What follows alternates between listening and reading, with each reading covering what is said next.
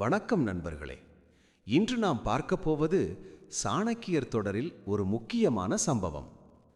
ஒரு நல்ல அரசன் எப்படி ஆட்சி நடத்த வேண்டும், மக்களின் நம்பிக்கையை எப்படி பெற வேண்டும், ஒரு நாட்டின் உண்மையான வலிமை என்ன? இதற்கான பதிலை சாணக்கியர் தனது அறிவால் சந்திரகுப்த மௌரியருக்கு கற்றுக் கொடுத்தார். குடி உயர கோன் உயர்வான் என்ற பெரிய உண்மையை இந்த கதையில் நாம் பார்க்கப் போகிறோம். மக்களின் நலனே அரசனின் நலன். அந்த உண்மையை நிரூபித்த சாணக்கியரும் சந்திரகுப்தரும் பற்றிய ஒரு சக்தி வாய்ந்த வரலாற்று கதை இப்போது ஆரம்பிக்கிறது.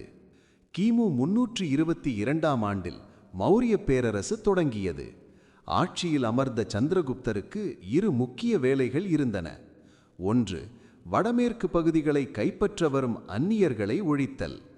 2, அரசு சீர்கேடுகளை களைவது, ஆட்சி மீது மக்களுக்கு நம்பிக்கை ஏற்படுத்துவது.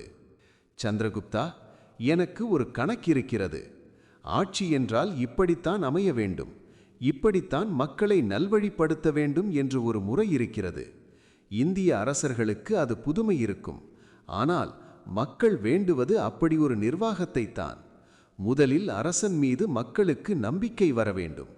அவர்கள் உனக்காக வாழ்பவர்கள். உனக்கு ஒரு ஆபத்து என்றால் அவர்களுக்கும் தான் ஆபத்து. உனக்கு ஒரு சந்தோஷம் என்றால் அது அவர்களுக்கும் தான். பார்த்தாயல்லவா உன் வெற்றியை அவர்கள் எப்படி கொண்டாடுகிறார்கள் என்று. ஆமாம் சாணக்கியரே, எனக்கு மக்களின் வாழ்க்கை தரம்தான் முக்கியம். என் நிழல் போல என்னோடு என்றும் நீங்கள் இருப்பீர்கள் என்கிற நம்பிக்கை எனக்கு உண்டு. உத்தரவிடுங்கள், நான் என்ன செய்ய வேண்டும்? கூர்மையாக்கிக்கொள். முதலில் உன் காதை கூர்மையாக்கிக்கொள். அரசனாகப்பட்டவன் தம் ஆட்சியை பற்றி யார் என்ன சொல்கிறார்கள் என்கிற விவரமறிந்தவனாக இருக்க வேண்டும். நானே மன்னன், நானே கள்வன் என்று அரசமைக்கக்கூடாது. அப்படி ஆண்டவர்கள் கதி உனக்கு தெரியும் தானே. குறிப்பாக திறமையானவர்களை மந்திரியாக்கு. அவர்களுக்கு மரியாதை கொடு. அவர்கள் ஆலோசனைகள் உனக்கு முக்கியம். அரண்மனைக்கு வெளியே மக்களை அடிக்கடி சந்திப்பவர்கள் அவர்கள் மட்டுமே.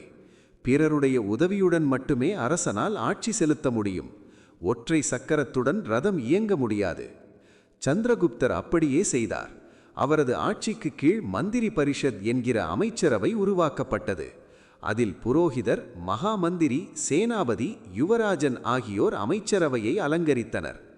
அன்றாட அலுவல்களை நிறைவேற்ற அமாத்தியர்கள் என்கிற அதிகாரிகள் நியமிக்கப்பட்டனர். நீதியும் நேர்மையும் உழைப்பும் கொண்டவரே அரசு அதிகாரிகளாக நியமிக்கப்பட்டனர். நன்னடைத்தையில் முழுமையாக இல்லாதவர்களை அரண்மனை பக்கம் சேர்க்கப்படவில்லை. அதிக வரியை, அதுவும் அநியாயமான முறையில் தனந்தர் மன்னர் வசூலிக்கிறார் என்று கேள்விப்பட்டுதான் நான் தட்சசீல கல்லூரியை விட்டு வெளியேறினேன். ஒரு மன்னன் எந்த முறையில் வரி வசூலிக்கிறான் என்பதை பொறுத்துத்தான் அவனுடைய நல்லாட்சி அமைகிறது. வரி வசூலிக்காமல் அரசை நிர்வகிக்க முடியாது. அதே சமயம் மக்களுக்கு சுமையும் கொடுக்கக்கூடாது. இதற்கு ஒரே தீர்வு வருவாய் நிர்வாகம் என்றொரு அமைப்பை உருவாக்குவதுதான்.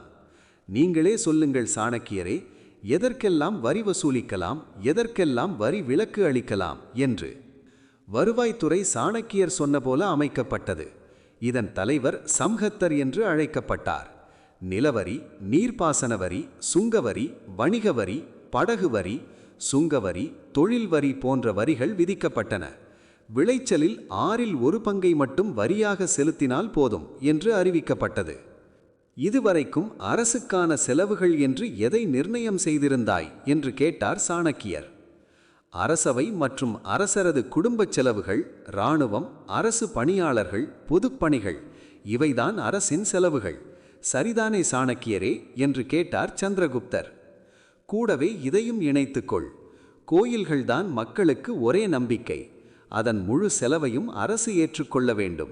அடுத்ததாக, எப்போதெல்லாம் மக்கள் கஷ்டப்படுகிறார்களோ அப்போதெல்லாம் அவர்களுக்கு நிவாரணம் வழங்க வேண்டியது ஒரு அரசின் கடமை. வரி வசூலிக்கும் போதெல்லாம் உனக்கு இந்த நிவாரணம் ஞாபகத்துக்கு வர வேண்டும். அப்படியே ஆகட்டும். மக்களை எப்படி வசப்படுத்த வேண்டும் என்று உங்களை விட வேறு யார் எனக்கு சிறப்பாக பாடம் சொல்லிவிட முடியும்? பொருட்களின் சில்லறை மற்றும் மொத்த விலையை கண்காணிக்க வாணிகம் மற்றும் தொழில்துறை ஏற்படுத்த வேண்டும். வரிகள் விதிப்பதும் அயல்நாட்டு வாணிபத்தை கண்காணிப்பதும் இதன் கடமையாகும். நாட்டில் எந்த பொருளுக்கும் பஞ்சம் ஏற்படாதவாறு இவர்கள் பார்த்து கொள்ள வேண்டும். சாணக்கியரே, இந்த காரியங்களெல்லாம் செய்தால் மக்கள் உண்மையிலேயே ஆட்சி முறை கண்டு சந்தோஷப்படுவார்கள். முதலில் நீ எத்தனை பேருக்காக ஆட்சி நடத்துகிறாய் என்கிற புள்ளி விவரங்களை தெரிந்து கொள்வது அவசியம். ஒருமுறை கணக்கெடுத்துவிட்டு அந்த வேலை முடிந்துவிட்டதாக ஓய்வெடுத்துக் கொள்ளக்கூடாது.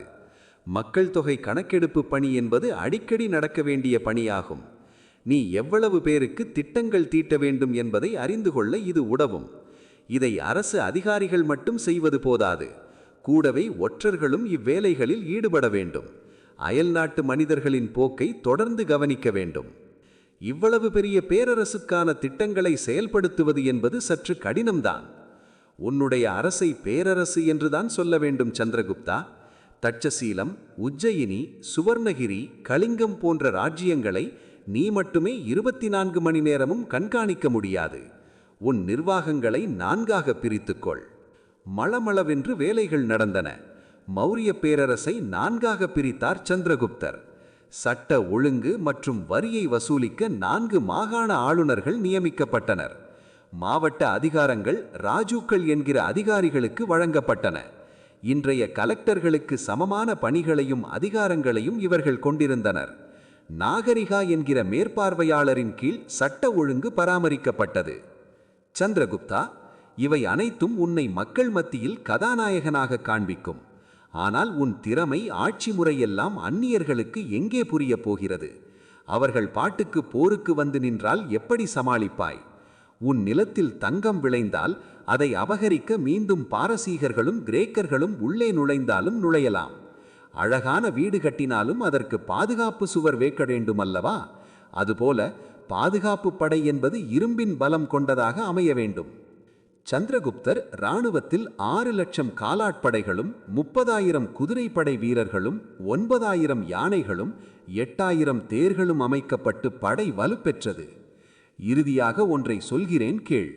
குடிமக்களின் மகிழ்ச்சியே ஓர் அரசனின் மகிழ்ச்சி. அவர்களது நலனே அவனது நலன். குடி உயர கோன் உயர்வான். சந்திரகுப்தரின் அமைச்சரவையில் தலைமை அமைச்சராக இருந்து வந்தார் சாணக்கியர். அப்போது மகத நாட்டில் கடும் குளிர் நிலவியது. உடனே நாட்டு மக்களுக்கு கம்பளிகள் வாங்க கட்டளைகள் பிறப்பித்தார் சந்திரகுப்தர். மக்களின் துயர் துடைப்பவனே சிறந்த மன்னர். அதற்கு தகுதியானவர் சந்திரகுப்தர் என்று அவரது மனம் துள்ளியது.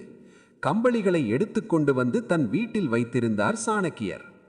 இவரது வீட்டில் மூட்டை மூட்டையாக கம்பளி போர்வைகள் இருப்பதை தெரிந்து கொண்ட திருடர்கள் ஒரு நாள் எப்படியோ சாணக்கியர் வீட்டுக்குள் நுழைந்தனர். அப்போது வீட்டுக்குள் சாணக்கியர் கிழிந்த போர்வையில் படுத்துக் கொண்டிருந்தார். திருடர்களுக்கு சந்தேகம் வந்தது.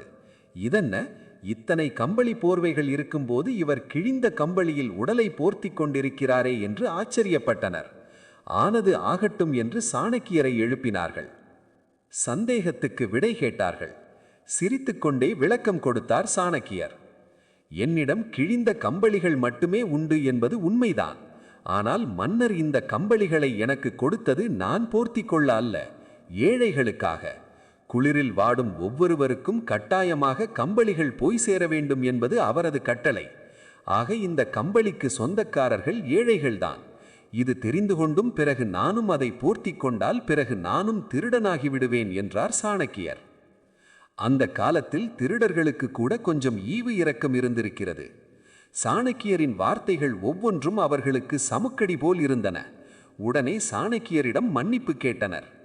எந்த பதவியில் இருப்பவர்கள் அதிகாரத்தை துஷ்பிரயோகம் செய்யக்கூடாது.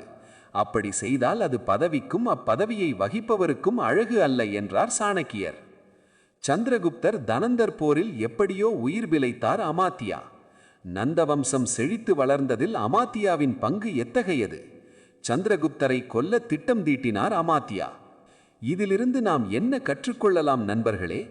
உண்மையான தலைவன் தன்னுடைய சுகத்திற்காக அல்ல, மக்களின் நலனுக்காக வாழ்வான்.